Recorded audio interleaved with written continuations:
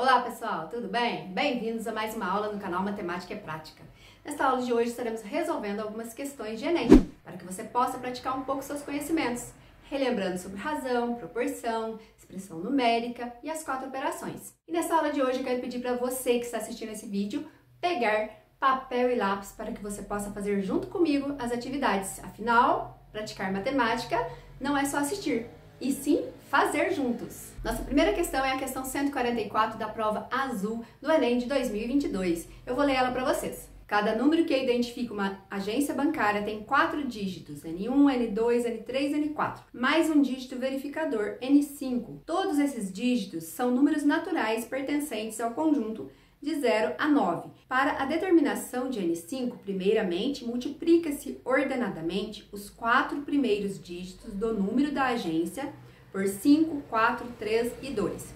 Respectivamente, somam-se os resultados e obtém-se soma igual a 5 vezes N1, mais 4 vezes N2, mais 3 vezes N3, mais 2 vezes N4. Posteriormente, encontra-se o resto da divisão de S por 11, denotando por R esse resto. Dessa forma, N5 é a diferença 11 menos R. Considere o número de uma agência bancária cujos 4 primeiros dígitos são 0, 1, 0, 0. Qual é o dígito verificador N5 dessa agência bancária? Pessoal, então essa questão ela vem falar para nós sobre os números que compõem uma agência bancária. Esses números são considerados como dígitos. E como está aqui, né? Então, N1, primeiro dígito, N2, o segundo dígito, N3, o terceiro dígito e N4, o quarto dígito. E também tem um dígito verificador, considerado aqui como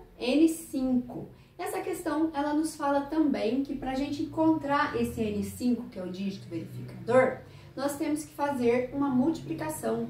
A multiplicação dos 4 primeiros dígitos de forma ordenada. Multiplicar eles por 5, por 4, por 3, por 2. Dessa forma que está aqui, né? Para a gente estar encontrando a soma, né? A soma é igual à multiplicação, então, de 5 vezes o primeiro dígito, mais 4 vezes o segundo dígito, mais 3 vezes o terceiro dígito, mais 2 vezes o quarto dígito. Então, a gente, após fazer essa multiplicação, nós vamos somar e encontrar essa soma. E depois de encontrar essa soma, o exercício nos fala que nós devemos, né, dividir o valor da soma por 11. E fazendo essa divisão, nós vamos estar encontrando um valor de resto. E o que é que nós vamos fazer com esse resto? Esse resto nós vamos usar ele para estar encontrando aqui o nosso dígito verificador, que é o N5. Então, N5 é igual a 11 menos o R. E o R é o nosso resto dessa divisão aqui. E aí a questão nos fala, considerando aí, né, uma agência cujos 4 primeiros dígitos são 0, 1 e 0, 0, qual é o dígito verificador N5 dessa agência? Como é que nós vamos fazer isso então? Se foi falado para nós que a primeira coisa que a gente tem que fazer é multiplicar, né, os dígitos aqui, né, os 4 primeiros dígitos ordenadamente, da forma que está aqui. Calcular a soma desses valores. Então, nós vamos estar substituindo aqui no N1, que é o primeiro dígito, no N2, N3, N4, os números que estão aqui. Então, vamos lá, ó. S, que é a soma, é igual a 5 vezes N1, que é 0, que é o primeiro dígito, mais 4 vezes o N2, que é 1, mais 3 vezes o N3, que é 0, mais 2 vezes o N4, que também é 0. Então, agora, soma vai ser igual à multiplicação desses números, né? 5 vezes 0, todo número multiplicado por 0 dá 0. 5 vezes 0, então, 0, mais 4 vezes 1, 4, mais 3 vezes 0, 0, mais 2 vezes 0, 0. Então, quanto que vai dar o resultado da nossa soma? Soma é igual a 0 mais 4 mais 0 mais 0, vai sobrar apenas o 4 aqui na nossa soma. E agora que nós já temos a soma, o que é que nós vamos fazer com esse resultado? Então, a soma ela vai ser dividida por 11 para a gente encontrar um valor de resto que a gente vai utilizar para encontrar aqui o nosso N5. Então, vamos lá, ó, vamos pegar o número 4, dividir ele por 11 e depois vamos ver quanto que vai sobrar de resto para a gente utilizar aqui. Então, ó, 4 para dividir para 11. 4 não tem como a gente dividir para 11. Se o número ele não dá para dividir, o que a gente coloca no nosso quociente? 0, não é? Então, 4 para dividir para 11 dá 0, porque 0 vezes 11 eu tenho 0. E aqui nós vamos fazer, ó, 4 menos 0, 4. Então, quer dizer que nessa divisão de 4 por 11, sobramos com o resto 4. Então, esse resto 4, a gente vai utilizar ele para encontrar aqui o nosso N5, porque falou-se que N5 é igual a 11 menos o resto. Então, vamos lá? Ó, N5 é igual a 11 menos o resto. E quanto que é o nosso resto? 4. Então, N5 é igual a 7. Então, o dígito verificador dessa agência, né, que tem os 4 primeiros dígitos 0100, vai ser o número 7. Então, a resposta correta dessa questão é a letra B, né? B. Nessa questão, vocês puderam estar relembrando um pouquinho aí sobre expressão numérica. Quando a gente fez esses cálculos aqui, multiplicação, adição, então a gente acabou relembrando aí um pouquinho sobre expressões numéricas. Vamos para a próxima questão agora. Só essa questão agora é a questão 171 da prova rosa do Enem de 2023. Nessa questão, vocês vão poder estar relembrando um pouquinho aí sobre proporção. E eu vou ler ela para vocês. O gerente de uma fábrica pretende comparar a evolução das vendas de 2 produtos similares, 1 e 2. Para isso, passou a verificar o número de unidades vendidas de cada um desses produtos em cada mês. Os resultados dessa verificação para os meses de abril a junho são apresentados na tabela. Então, vocês podem observar aí a tabela, né, do produto 1 e produto 2 e as vendas aí de abril a junho.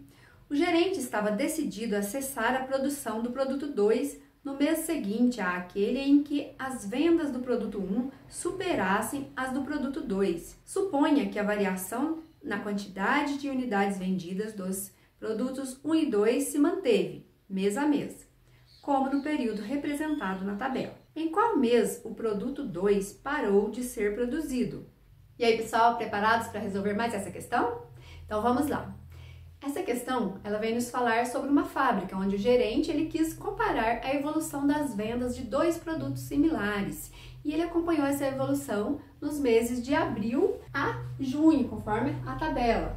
Então, aqui nós temos as vendas do produto 1 e 2 no mês de abril, maio e junho. E aqui vocês podem perceber que o produto 1 ele está aumentando e o produto 2 está diminuindo. E após essas observações, o gerente resolveu, né, que iria cessar a produção do produto 2 no mês seguinte ao mês que o produto 1 superasse o produto 2 nas vendas. Então, para descobrir qual é o mês que o produto 2 não será mais fabricado, a gente tem que ir calculando mês a mês aqui para a gente estar encontrando então qual mês que ele não será mais produzido. Para isso nós vamos pensar aqui o que é que está acontecendo com o produto 1 e com o produto 2. Então o produto 1 a gente já viu que ele está aumentando, agora nós temos que descobrir em quantas unidades que o produto 1 ele está aumentando. Ó, de 80 para 90, então aumentou 10 unidades. De 90 para 100 também aumentou 10 unidades. Quer dizer que está aumentando na mesma proporção. E o produto 2, ele está diminuindo, ó, de 190 para 170, diminuiu 20 unidades. Então, 190 menos 20, 170. 170 para 150 também está diminuindo 20 unidades. Então, está diminuindo na mesma proporção. E o problema também nos falou que era para a gente considerar que se manteve a mesma evolução nos meses seguintes. Então, nós vamos considerar que o produto 1 vai estar aumentando 10 unidades a cada mês e o produto 2 diminuindo 20 unidades a cada mês. Quantas vendas, então, nós vamos ter em julho do produto 1? 100 mais 10, 110. E no mês de agosto? No mês de agosto, então, nós vamos somar, né? 110 mais 10, 120. E o produto 2? No mês de julho, de 150, a gente vai tirar 20, vai ficar 130. E no mês de agosto, 130 menos 20, 110. E aqui no mês de agosto, nós já podemos observar que o produto 1 já superou aqui o produto 2 nas vendas, porque o produto 1 teve 120 vendas, enquanto que o produto 2, 110 vendas. E aí o gerente falou que iria acessar a produção do produto 2, então, no mês seguinte, ao mês que o produto 1 superasse o produto 2 nas vendas. Então, quer dizer que no mês de setembro já não terá mais produção do produto 2, né? Então, aqui não tem mais o produto 2, ele não será mais fabricado. E o produto 1, se a gente fosse fazer aqui, mês de setembro, seria 130. Então, a nossa resposta correta aí é a letra D, setembro. E vamos para a próxima questão agora. Pessoal, essa questão agora é a questão 139 da prova azul do Enem de 2020. Eu vou ler ela para vocês. Os gráficos que representam a produção de peças em uma indústria e as horas trabalhadas dos funcionários no período de 5 dias. Em cada dia, o gerente de produção aplica uma metodologia diferente de trabalho. Seu objetivo é avaliar a metodologia mais eficiente para utilizá-la como modelo nos próximos períodos. Sabe-se que, neste caso, quanto maior for a razão entre o número de peças produzidas e o número de horas trabalhadas, maior será a eficiência da metodologia. Em qual dia foi aplicada a metodologia mais eficiente? Então, abaixo vocês podem observar os dois gráficos. O primeiro referente a peças produzidas, né, do dia 1 ao dia 5, e o segundo referente a horas trabalhadas do dia 1 ao dia 5. Pessoal, essa questão, então, trata-se de uma empresa onde o gerente aplicou metodologias diferentes de trabalho durante 5 dias, né, conforme o gráfico foi mostrado aí para vocês, né? O período, né, do dia 1 ao dia 5, referente a peças produzidas, e o segundo gráfico, né, referente a horas trabalhadas também, do dia 1 ao dia 5, e falou-se que ele aplicou aí uma metodologia diferente a cada dia. Pessoal, essa questão, então, ela vem nos falar de uma indústria onde o gerente, ele propôs, né, metodologias diferentes de trabalho durante 5 dias. E isso para ele poder escolher, né, uma metodologia eficiente que ele pudesse usar nos próximos períodos. E para ele a metodologia mais eficiente é aquela que tiver a maior razão entre o número de peças produzidas e o número de horas trabalhadas.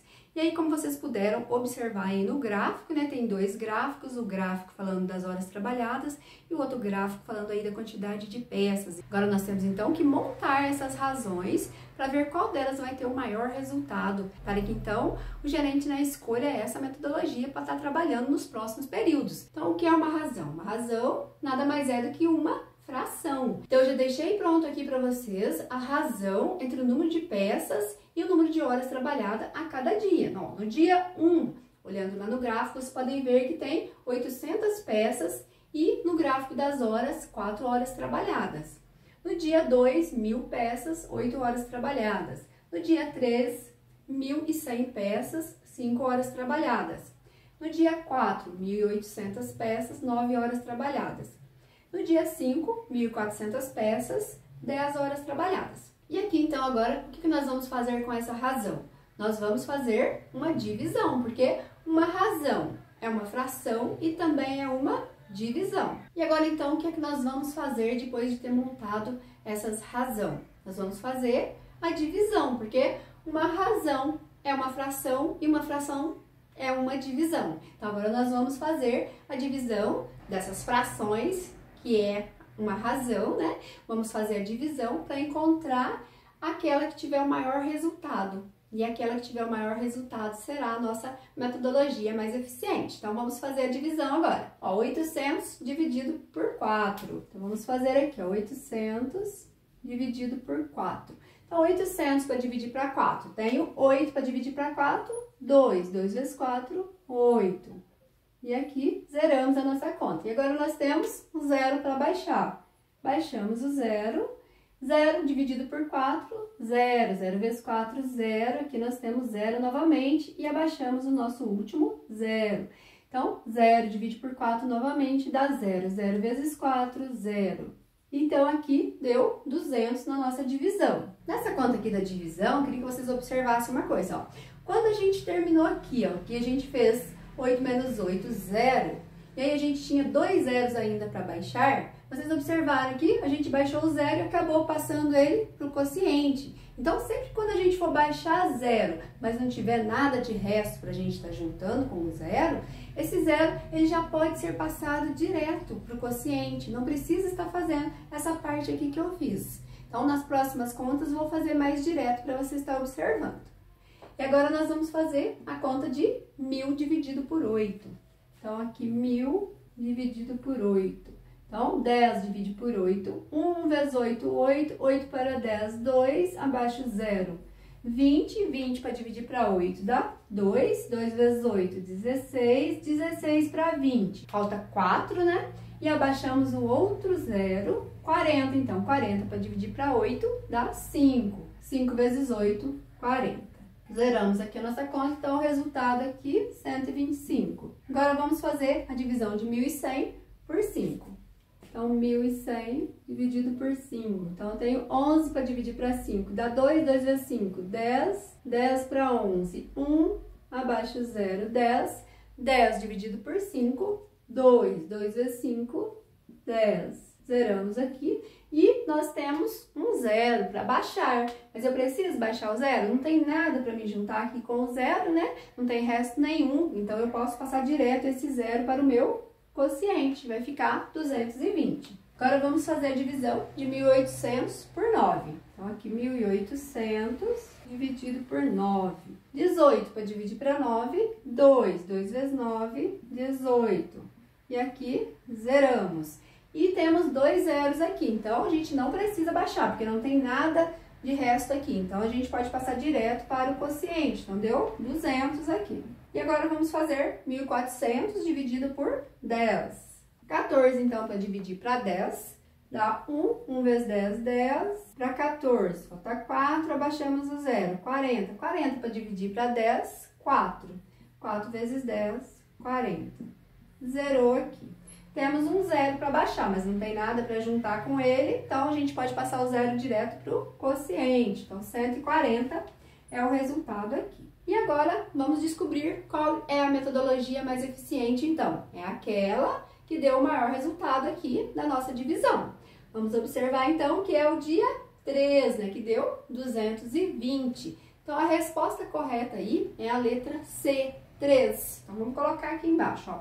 Correta aqui, então, é a letra C, 3. Nessa questão, então, vocês puderam relembrar um pouquinho sobre o que é uma razão, fração e também a divisão.